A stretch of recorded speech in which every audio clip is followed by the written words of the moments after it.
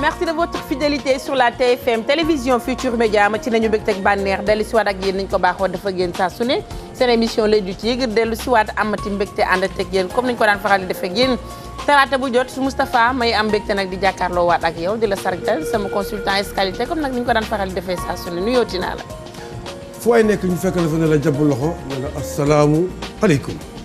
asalaamaaleykum mbokk biir réew ak bitim réew yéen ñëpp ñu sargal leen bàyyi leen xel bu baax a baax tey nag li ñu ànd ak yéen ci suñu sommaire nañ am ak yéen li nga xam ne moo di affiche Leewtoo am li nga xam ne te moo di beneen affiche ci diggante ki nga xam ne moo di Amaneex ak Moussa Diom ku ne xam ne dañoo war a jàkkaarloo ñoom ñaar am nañ li nga xam ne moo di allo docteur waaye tey jii nañ waxtaan ak yéen ak ki nga xam ne moom moo di le roi des arènes di Balla Gaye mi nga xam ne moom moo war a jàkkaarloo ak ki nga xam ne moom moo di Bombardier nañ ñëw ak yéen ci li nga xam ne moo di sunu zapping sooga nag jàll ci li nga xam ne moo di maye di ci ànd ak nag Samba Sine comédien bi nga xam ne kenn la ci Sénégal ak li ko wër soog a ñëw ak yéen ci statistique nañ ci waxtaanee ak Moussa Dioum ak Amaneex soog a ñëw ak yéen ci sunu revue de presse ñu bàyyi Mansour ak Vieux Diouf am nañu def ak ñun ñu dellu si waat ak yéen ci sunu plateau. kon nag nuyooti nañ leen sargal waat leen bu baax a baax yéen ñi nga xam ne waxtu wi yéen a ngi seetaan télévision Futur Média tey nag ñu ñëw ak yéen ci li nga xam rek moom moo di jëli bi nag ñu bëgg Moustapha décortiquer ñu ko mu doxoon ci diggante nga xam ne moo di Noreyni ak Diam Terry ñu bëgg na nga décortiquer ñu làmb jooju la. très bien Mati dafa mel ni champion bi ñuy wax Diam Terry mais Diam Terry dafa am le vrai Diam Terry bi dëkk bi nga xamante ne moom mooy Kayar donc Diam Terry bii mën na nga jox le nom de Diam Terry numéro 2 wala Diam Terry junior ah donc wax dëgg ki nga xamante ne moom mooy Noreyni moo jàkkaarloo ak yéen Diam Terry wan leen ginnaaw ñoom ñaar ñu ngemb yu ñuul nekk ñoom ñaar ku ci nekk aussi pied droit ñaari tànku ndajoor ku nekk di yebal sa loxo ndajoor muy dem pour dóori seen loxo càmmuñ du jóg pratiquement seen loxo càmmuñ day làgg yi ñu dem Bamos ñoom ñaar ñu doon dammante ay baaraam jàppante ay loxo direct du droit de Noreyni reculer sànni crochet ci la seen loxo droit dina koy wax Noreyni boo gisee fii door na benn kurpeñ door na ñaari kurpeñ door na ñetti kurpeñ yëpp ci loxo droit bi la koy dóoree gauche ba léegi demul quand même war nañu reconnaître que ne mbër mi nga xamante ne moom mooy kii di Noreyni jam na direct bu baax jam ko benn yoon ñaari yoon terminé par crochet du droit Bamos ñu dem jàppante bi jaxasoo fi trop nga gis na kon Diam Terry ak taay bi mu am mbër bu njaxlaf la ci bëre moom bëre la bëgg kii di Noreyni bëgg xeex ñu jàppante ñoom ñaar nag profondé bras dessous bras dessus Diam Terry mépp koo xar ngéppeen Noreyni di réagir mu wàcc fàqat ko moo waral déséquilibre bi nga gis nii Noreyni fi mu ne nii bopp bi sëgg na jëm suuf bopp bu sëgg mati dañ koy très souvent ci mbër muy bëri ji saa boo sëggee sa bopp jëm ci suuf rek mooy yaa ngi daanu ji heureusement que nag ki nga xamante ne mooy Noreyni dañ ko fàqat bu trébuché Bamos ñu dem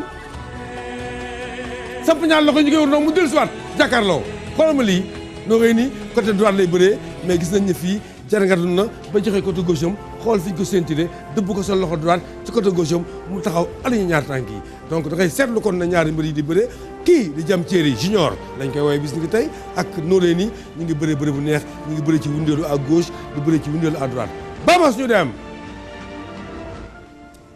gis Diam Terry bal ko ñaar loxo wàcc fàqal ko jàpp tànk bi allahu akbar imagine toi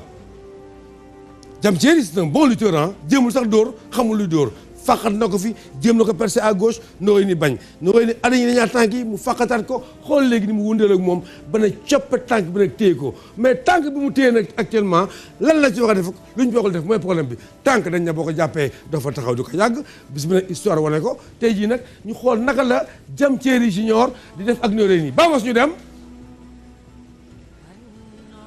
ma nga laxamu ki tànk bi ba tey Allah dellu si nañu gis nga oh là là là c'est beau à voir ça c'est extraordinaire Mati naka la Noreyni def ba rëcc ci tànk bi wàcc rasu ok wàcc rasu Mati baax na ñu jàpp la nga fexe ba rëcc mais moment bi nga xamante ne moom la kii di Noreyni rëccee dafa def enchaînement parce que bu ñu la tenté action réussirul très souvent waa ji bu action bu rëccee foofu du bokkati day am lu ko naqari moment boobu nag bu defee contre action da ngay daal di am li nga bëgg fii nag Noreyni deful contre action dafa tourner rek dem sëqi gaño pour dem bëre ji ñu dem let's go à chaque fois rek Diam Terry da koy fàqat pour trouver solution fii Noreyni génn ko dax ko ay kurpeñ xalala halala halala halala jàppanteet nañ ci angle combat bu métti diggante bi yàggul mais bu leen fàtte ne 1 minute 30 allahu akbar xoolal ma bi percé c'est extraordinaire ça entre percé sur les aisselles jaar ci poqotaan dafa am solo trop booy bëreeg nit mu gën la gàtt yaa ko gën a gàtt moo la gën a njool solution bi di retrouver bu gën a sage mooy ci biir jàppante wàcceel jaar ci poqotaan yi jaarukaay la poqotaan parce que loxo booy bëre say loxo très souvent doo ko kepp ouverture lu mu ndaw ndaw rek mat yi mën nga fa def percé jaar xool fi mu percé ci aisselles yi di ko wëri ndomba c'est beau ça dafa rafet trop nga xool ne kon kii di Diam Terry sukk na benn tànk bi mooy tànk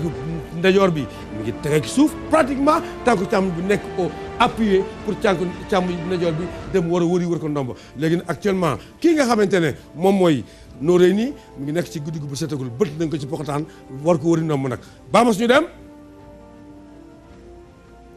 wër ndomba ma nga téye ca gañe ko di lijjanti ñu wër ko ndomba nag léegi voilà léegi position bi nga xamante ne moom la kii di Noreyni wane nii position découragement la siggi na taxaw na waaye daal ci ginnaaw mais c'est la bonne position pour mu continuer combat bi bu sëggee wàcc suuf day gën a am problème donc siggi bu mu siggi bu ñëw rek ndomb siggil mati taxaw bëre tant que yaa ngi sëgg rek da ngay yemale sa adversaire poñ bu la yóbboo suuf waaw ku jëm suuf kay boo jegee suuf sa jëm suuf day gën a yomb siggil taxaw bëre nekk au sérieux téye ci loxo yi jéem a travail gauche jéem a travail droit jéem a daw pour joxe benn décalage bu la waa ji serré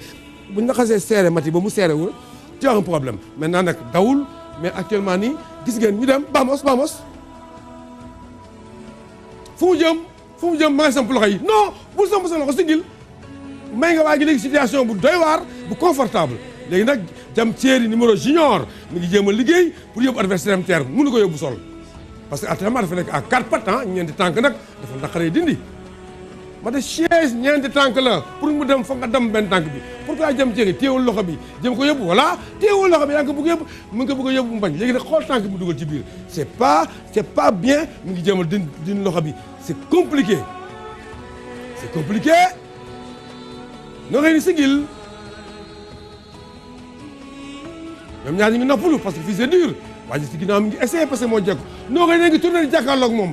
voilà exactement waaye Mati tourné bu mu tourné di jàkkaarloog moom dafa ali ñaar tànk yi war na bàyyi xel ne waa ji daf daxalul ci xabal ko donc daf ko jox boppam pratiquement tourné bi fu mu tourné jotul booy tourné bu ñu la waree ndomba Mati am na situation booy tourné tant que yaa ngi tafu ci kaw waa ji mu lay serré soo tourné rek dafay dangereux ci yow donc da nga woon def benn décalage bu ñu wooyee ci li ñu rek benn décalage da ngay sëq ci ñaari gaño yi def un pas en avant def nii yestaay nag ci ginnaaw ne la am écart nga doog a tourné amul écart boo tourné da fekk mu tampaloo yow jàkkaarloo yow bu la caxabalee nga daanu bu la dàqee nga daanu donc loolu moo waral jëli bi donc gis ngeen ne kon Noreyni kii di Diam Terry junior bi ma koy wooyee daan na ko jëli bu set wecc bu rafet bu amul benn werante gis nga ni mu ñu décortiquer combat bi doxoon ci diggante Noreyni ak ki nga xam ne moo di Diam Terry dama bëgg a xam ki nga xam ne moom moo daanu muy Noreyni lan la def ba ñu daan ko. Noreyni déjà waa ji nga xamante ne moom mooy Diam Terry assaut yi fa am yëpp ci contact de lutte pour trouver victoire kii di Diam Terry moo ko def donc booy xool Noreyni combat bi daf ko subir di bàyyi waa ji di ko tenter action te làmb nag bu ñu jëmee ci coup wuti victoire kii ëpp action yi muy tenté très souvent mooy am position yu baax yi bët na ko ci pokotaan wër na ko ndomba rëcc na jàkkaarloo na ak moom dellusiwaat nañu aussi tenté na action wëraat na ko ndomba mais li tax mu daanu nag mooy ba ñuy tourné tournage boobu ñuy tourné booy tourné ba pare tafoog waa ji moom mooy amoo benn chance. lu tolloog ñetti lay du tigre mu ngi nii saa yu ñëwee yaa ngi expliqué mbëri que ni tànk yi ñuy dajale nañ ko bàyyi mais dafa mel ni que ni ba tey comprendre lu la. duñ ko comprendre parce que pour nga comprendre ko moom mooy foog nga nekk dans une bonne école loolu lu ñuy war di jàngal xale yi la wër ndomba nit ki wër ndomba mati mën na wër ndomba bu ñëpp yaakaar ne moo jekk fekk jekkul sax wër ndomba jafe na lu jafe la mais ci kaw ki nga wër ndomba mën a taxaw ànd ak sago mën a bëre ok Noreyni débrouillé na ba tourné ba jàkkaarloog moom mais jàkkaarloog moom tamit def ñu daan la boo yëgoon taxaw fi nga taxawoon donc bañ a daan boo tourné jàkkaarloog moom benn tourné sa jëm ci ginnaaw sa tànk tafu ci kanam da lay ci xabal rek dàq la gis nga faut tourné ala ñu tànk yi loxo ba ne ca kaw mu ànd ak moom dóor ko ci suuf donc li mu def yëpp mooy ni mu tourné ba jàkkaarloog adversaire am moo baaxul moo tax ñu tax ko ci xabal ànd ak moom la chute était inévitable. ñu koy encouragé bu baax a baax moom mi nga xam ne moo di Noreyni waaye nag di félicité bu baax a baax ki nga xam ne moo di Diam Terry ci loolu rek la ñuy jàll Moustapha dem xool li nga xam ne moo di affiche bu dox ci diggante ki nga xam ne moo di Ama Neex ak ki nga xam ne moo di Moussa Dioum ah di nag combat boo xam ne ñaari luur lañu waaye li may def moo di seeti li nga xam ne moo di image yi nga xam ne ñoom la ñu am ci ñoom ñaar dellu si waat ak yéen ci sunu plateau.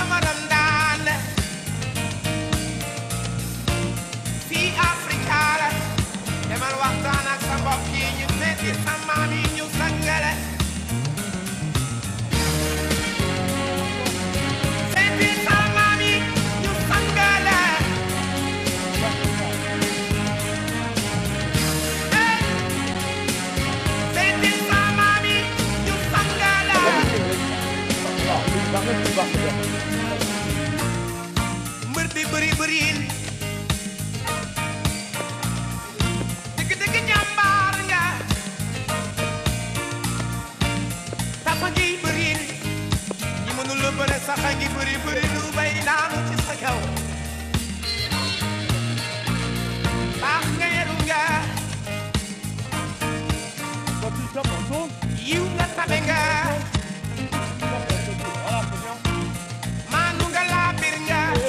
waaye da nga war a dem waxtaan ak sa mbokk yi ci at mu bees bi ñu sant la. Voilà, c'est bien.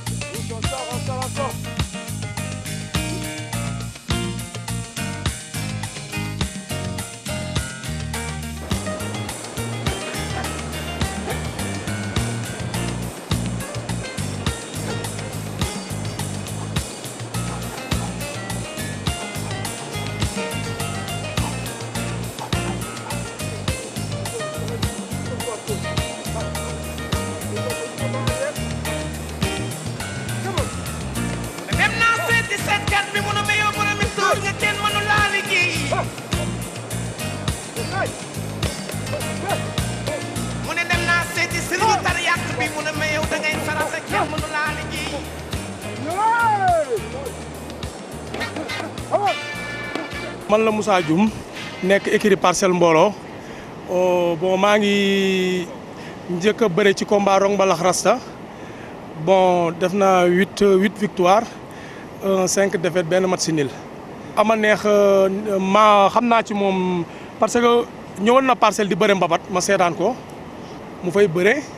ba pare maa ngi ko doon gis muy bëre ci làmb ji kon xam na am na lu ma xam tuuti ci kiiwam quoi. lan mooy spécialité moom ama neex naka lay bëree wala boog ban bëre moo ci bëreem. ama neex songu. ok day déplacé wu daw ba nga foog ne day kii mu jékki-jékki ñëw sa kaw. mbër moom mënin dafa garaaw mbër doo ko bàyyi ba mu def mëninam te ñun dañuy ñu ngi ak suñu ay entraîneurs yu baax yu mel ni Lato xam nga ko sax. waaw moom xam na li muy liggéey mu ngi xool ama neex kiiwam bu baax di xool fan la koy jaar daal. bu ma takkee non ñaanuma yàlla ñu yegg foofu parce que man bugguma di bëree ay wet ak di joxe ay tànk ak yooyu. bu la takkee am nga rëccukaay wala amoo rëccukaay. non di nga bëree ñun dañoo mbapat nag Tafa. dañoo mbapat te xaw nañ am tuuti ci bëre quoi. dama bëggoon kut kaa kut dem ci kaw bëre gaa yi tax ma yokk sama poids yéen yokk yoo xamante ne du yoon parce que yow benn jour mos naa dajeeg yow nga woo ma ne ma mbër ma wuy la nga ne ma bërekat du yor yaram bu bari yow bërewoo ak doole xel ngay bëree dama bëgg lii nga def nii ak nii ak nii ak nii yàlla def ñu nekk ci ay techniciens yu baax ñoom la toog yooyu ñuy fexe ñuy liggéey ci loolu. combat bi ma rëyee contre Baye Mandione moom boobu moom dama jëloon sekki yàlla moo ma tiim billaahi wallaahi tallaahi ci télé laay waxee billaahi wallaahi tallaahi dama jëloon sekki. dama bëgg a moom sama bopp rek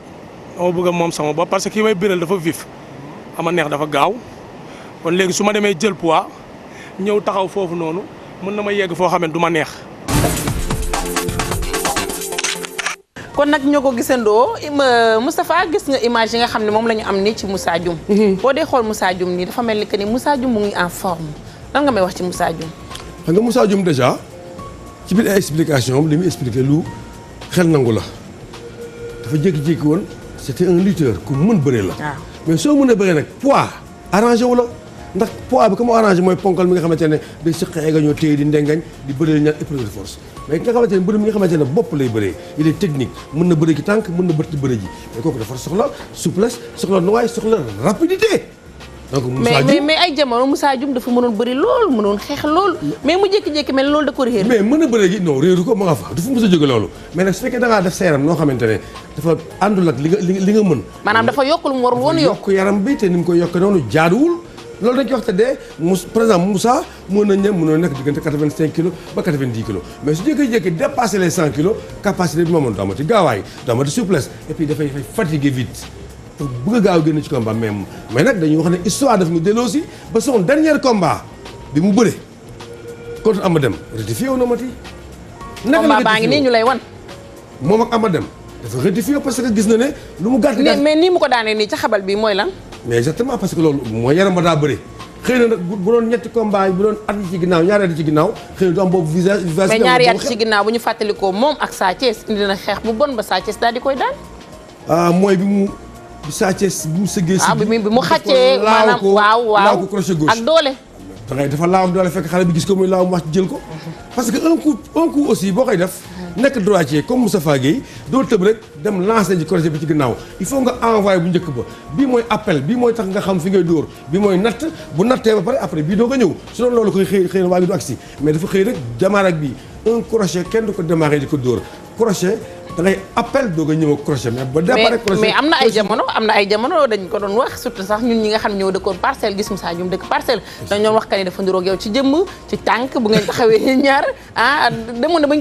ko doon ndóróole ak yow. am na sax ñu may jàll naan mais Tafa est-ce que Moussa Dioum doo papa mag yu mel noonu. waaw amicalement ay fo la mais des fois àdduna nag yàlla day boole ay nit ñu niroo peut-être suñuy taay sorantewul suñu jëmm niroo na mais aussi parce que tam dafa wane ay xarañ ci wàllu bëre. ay technique moo tax ñu koy ay technique yu doy waar sax Moussa. c'est un lutteur vraiment extraordinaire ah quoi qu'on se dise mais malheureusement léegi dellusiwaat na vraiment pour ñëwaat bokk dans l'arène bu muy bëree Baye Mandione gis ngeen dafa taxaw di xeex bu jaar yoon def ay mété mais mënu ko àggali parce que vraiment il a beaucoup dépensé dafa sonn ci combat booy xool sax ba muy daanu Baye Mandione dafa teggi tànkam rek xaajal ko mu dem daanu ji parce que poids bu mu jëloon ci yaramam moo ko dépassé ba mënul noyyi bi ci war moo tax mu perte combat boobu bêtement. kon gis nga ni jamono ji ñu toll nii Moussa Dioum mu ngi ci maanaam forme 100% war na mën a dëkk ki nga xam ne moo di ama neex. en fait man dama ko gis xam nga dama ko gis mu bëri ak Amadem mu ne indi na quand même poids bi mu amoon bañ koy sikk wàññi na ca 5 à 8 kilos tey yéen a gis naa ne wàññi na diggante 12 à 10 kilos donc mu ngi revenir ci poids de forme am gis naa ko diisul rëyul bien na donc mook ama neex war nañ mën a jargandalu bëre de gauche à droite attention bu leen fàttali nag jëli bi nga xamante ne moom la daan kii nga xamante ne moom mooy Moussa Ndoye la ou Ahmed Dem non dafa sëq ci gàncax gi te mu sëq sax baaxul. dafa sëq ci seconde bi caxabal ko pay dem téye tànk ba c'est intelligent am na ñuy caxabal di dàq mbër du daanu mbaa ñoom ñu dem daanu ci parce que théorie mais Ahmed Dem lébu la te ki mu nar a bëri gone papa yàdd bi lébu la de. moom moo gën a ñor sax ak lébu ndax moom bu waxee sax nga xam ne vraiment lébu 1000% la moom ama neex. d'accord ci noonu nag la ñuy ñëwee daal di seet ki nga xam ne tey jii moom mooy sunu gan nag di sunu xarit nag yow itam nga yombal loolu liggéey bi di nag ki nga xam ne moo di directeur des aéroports Pape Mayel Diop ñu koy nag jaajëfal bu baax a baax ci nag ubbi bi mu ñu ubbil buntam ñëw seet si ko tey ci sunu gan ci li nga xam ne moo di Leewtoo du sax guleet ñu ànd seetaani ko dellu si war ak yéen. Pape Mayel Diop directeur général agence des aéroports du Sénégal. luy sa xalaat ci powum lamb mi gone yu jugtoo ñi di ko seetlu sax ba ci biir daara yi. waaw gis nañ ni xale yi fi ñu toll nii ci école yi dañuy fooy sax làmb waaye ci biir foo làmb googu yëpp dañu wax ne jàng ànd naag sport moo tax booy seet ci làmb ji am na mbër yoo xam ne ñii ngi def bac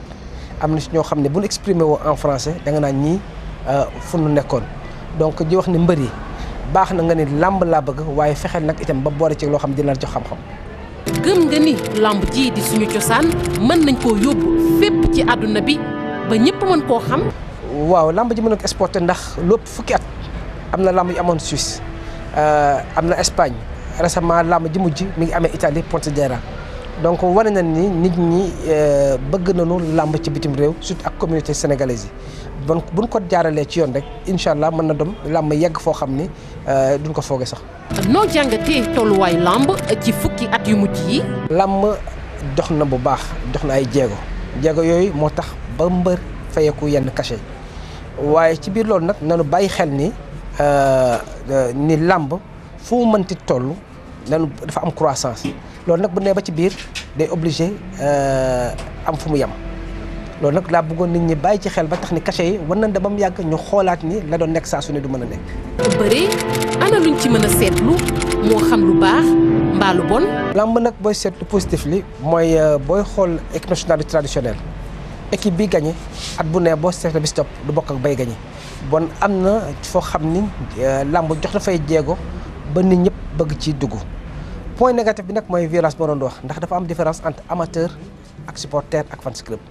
ndax bu yàgg ba daan naa wax ni mbëru supporteru Fass dina toog ak supporteru séeréer bu lamb ci tasee ñu tooñante dimanche bi sa topp nit ñi nekk waxtaan mais bu demee nag bu boor ci passion rek day fausser daanaka règle du jeu yi ba tax nañ en un certain moment nag pour sponsor yi sax mën nañ cee jël recul ndax daan sa mbër ñëpp demandoo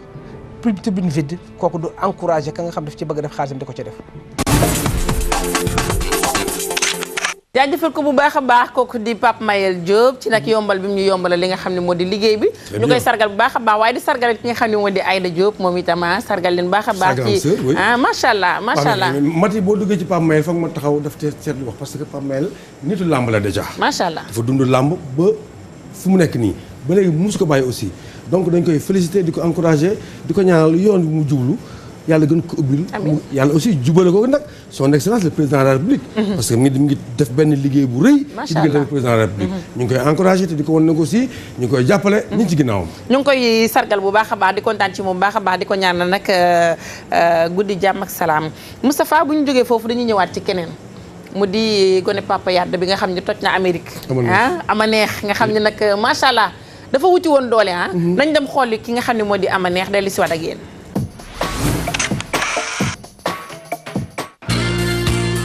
maa niga Sadio maa niga ok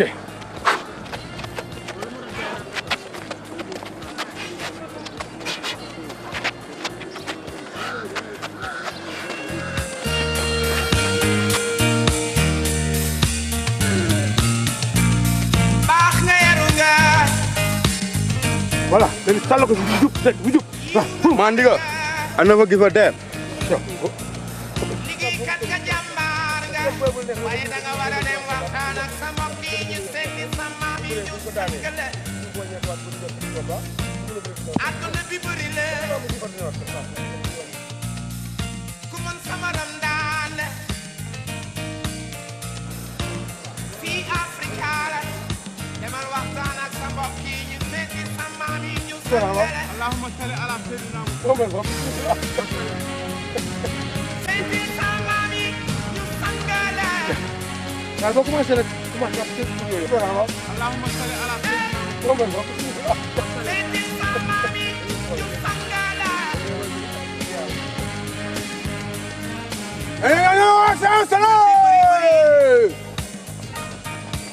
dëgg-dëgg jàmbaar nga dafa ngi bëri ñi mënul la bëre sax a ngi bëri bëri lu bay daanu ci sa kaw baax nga yaru nga yiw nga tabe nga maanu nga laabir nga waaye da nga war a dem waxtaan ak sa mbokk yi ci at mu bees bi ñu sàggale seeti sa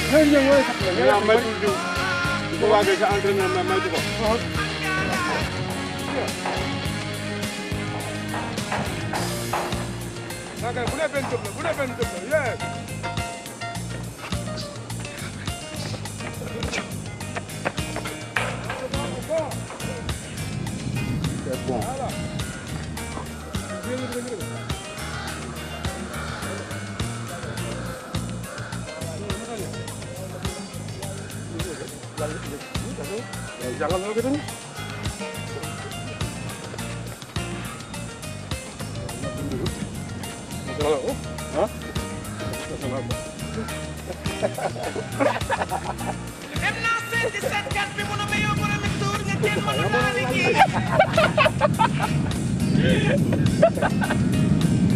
mu ne dem naa seeti sëriñu tar yàq bi mu ne ma yow da ngay saraxe kenn mënu laa liggéey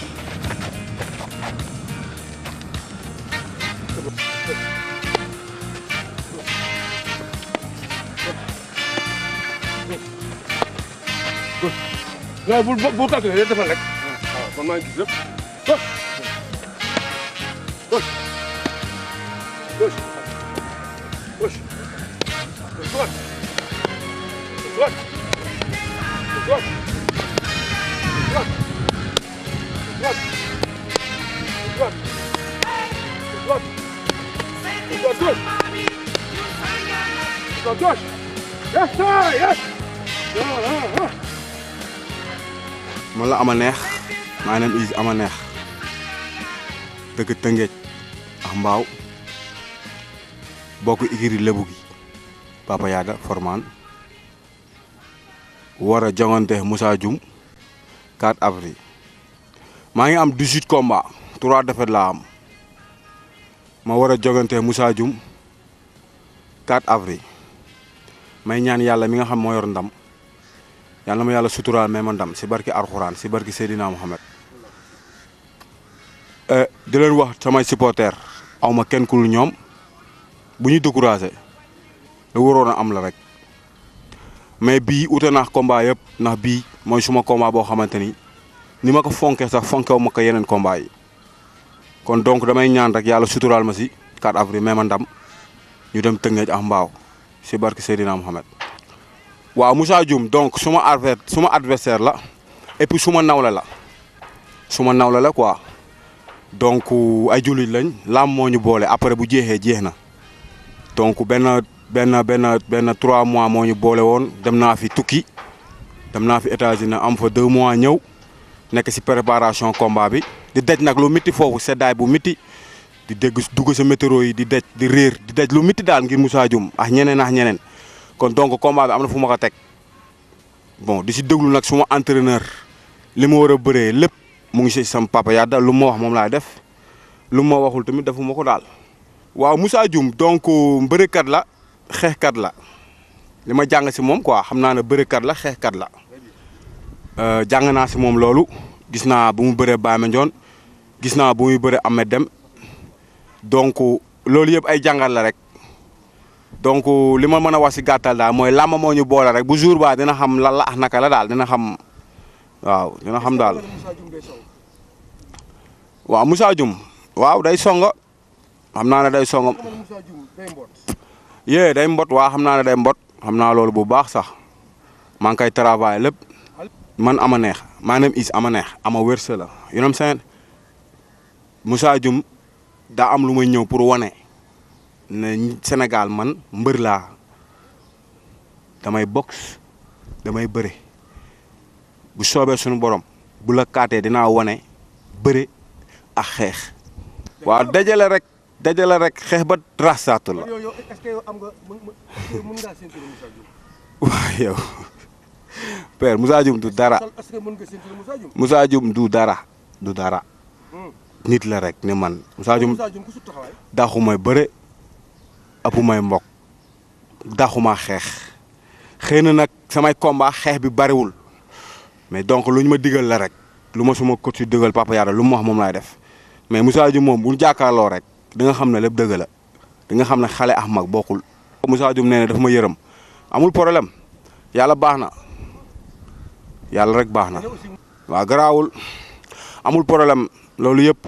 mu ngi dépendre sunu borom rek sunu borom képp ku mu wax na moom lay jox ndam le rek moom la koy jox loolu yàlla na ma ko jox man ama neex. combat bi ñaata temps nga ko préparé. combat bi 3 mois laa ko préparé. nu ñu xoolee si yow rek duñ juum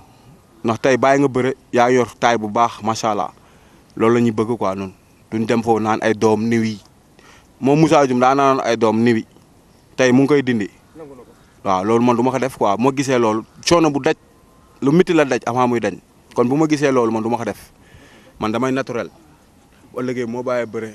mën a gérer suma njaboot ak suma famille loolu laay ñaan yàlla quoi mais dem naan niwi non non endurance liggéey naa ko liggéey naa résidence boxe musculation lépp def naa ko di waajal Moussa Dioum di ñaan yàlla mi nga xam ne moo yor ndam allahumma salli ala sayyidina Muhammad yàlla ma yàlla may ndam si kaw Moussa Ndour. gis nañ ki nga xam ne moom moo di Amaneex gis nga nag Amaneex dafa mel ni que ni nag États-Unis daf ko jig parce que nag man Amaneex bi ma gis ci digganteem ak Ama Baldé ak Amaneex bi ma gisaat léegi nii beneen Amaneex la. am na une très grande différence. li ma ci gën a neex sax mooy Amaneex déjà dafa neex ñëpp Amaneex. waaw même Moussa Dioum ne Amaneex dina ko neex. donc Amaneex Mati gis naa ko il est puissant. te nekkul indil jëmm yu rëy comme ni gars yi def. déedéet dama amee léegi ñëw new yi. waaw di loolu jaaxal na Sénégal yëpp mais Amaneex dafa ñëw ak ses muscles. ay muscles yu dëgër. ay muscles yu bien. ruufa naa ak moom jàppante naa ak moom am na yu ma defante ak moom yoo xamante ne sentir naa sa puissance. wane ñu ko sax télé bi. loolu lu ma fàttee wax la sax peut-être ci sama diggante ak Moussa Dioum aussi on a fait des approches jàppante nañu lijjanti nañu ku ci nekk natt nga seen doole daal pesé nga ko. natt naa seen doole pesé naa ko mais loolu pour man la ma denc ko. mais pour dire que rek ñaari mbër yi ay mbër yi problème mais Mati bu ñu ñëwee ci Amaneex Ama Baldé da ko jaar sàkk. lan mooy jaar sàkk. jaar sàkk mooy patam patamee dóor ci suuf. waaw jaar sàkk moom mooy loolu dëggoo ñu naan diw maa ko jaar sàkk diw maa ko dumoon ni ñu ko bàkkoo jaar sàkk mooy koo bëreel mooy nga romb dara këf ko. mais dafa mel ni loolu la ko Ama Baldé def ci combat am nañu xool combat bi. aman suur ak jaay doole daan ko. daf ko wéng mu jàll mu taf benn tànk ba dàq ko sëf ko poids mu dem daanu ji loolu mooy dañ la sëf poids jaayal doole jaar la sàkk daan la. xam nga combat bi ñu ñuy wan boo dee xool guy gi def ko buddi ba ci ñetteel yoon bi soog koo daan. exactement. parce que benn wuddee ngi nii ñaara ngi nii ñetteel baa ngi nii. exactement moo tax ñu ne mbër boo tenté action jàllul nga tenté ko ñaari yoon jàllul ñetti yoon jàllul ñeenti yoon ba mën naa jàll parce que nag dafa sàggan ba guy gi def mëninam bëtt ko ci pokotaan buddi ko mënin dafa fort donc loolu lu Amaneex war a moytu la ci combat bu mu jëm nii waaye nag bu ñu fàtte ne tamit bu ñu fa dellusee jubbantiku na bëri jëkk nga xamante ne. moom laa lay wax parce que nag ñaari xale yi nga xam ne nag ñoo gën a dangereux ci arène bi. mu di Lac Rose di ki nga xam ne moo di Boy Niang. exactement Amaneex moo leen jubbanti. Amaneex nag bu leen fàtte ne Amaneex mbëru allure la bu ñëwee tamponné dal sa kaw daf lay accéléré du la bàyyi. même boo xoolee sax bu jàppante Ama Baldé mi ngi koy pousse di ko bousculer di ko dàq pour mu reculer moo tax Ama teg ko ci wet gi wéng ko mais nga xool nag aussi mook Boy Niang dafa daw ne taral Boy Niang jàpp tànk ba Boy Niang di bëri mu bàyyi fa tànk ba seen tuuti ko. diggante bi Boy Niang di calculer di bëre mu dellu si waat ko nii jël bu rafet la boo xamante ne jour boobu Amaneex dafa ma bett parce que xaw moo ne qualité yooyu mi ngi ci moom. bi ñu bëri Lac Rose aussi boo ko indiwaatee gis nga combat bi ni mu tëddee parce que li mu ko dàq mat na 30 mètres mbëkk bii ne dara ñaar tànk daw ak moom xam nga lu koy may loolu yëpp mooy macha allah tabarkalla catuguma ko cër yaa gudd loxo yaa mën dem loxo yaa gudd booy xool Amaneex tey di ko comparé ak dafa may fàttali benn mbër na ndeysaan bu ñuy wax Ousmane Ngom daan bëri ñoom Mame Gourgui Ndiaye ñoom Mbaye Guèye ñoom Diouf ak ñoom Double Less ñoom ñëpp ndeysaan bu waalo loxo yi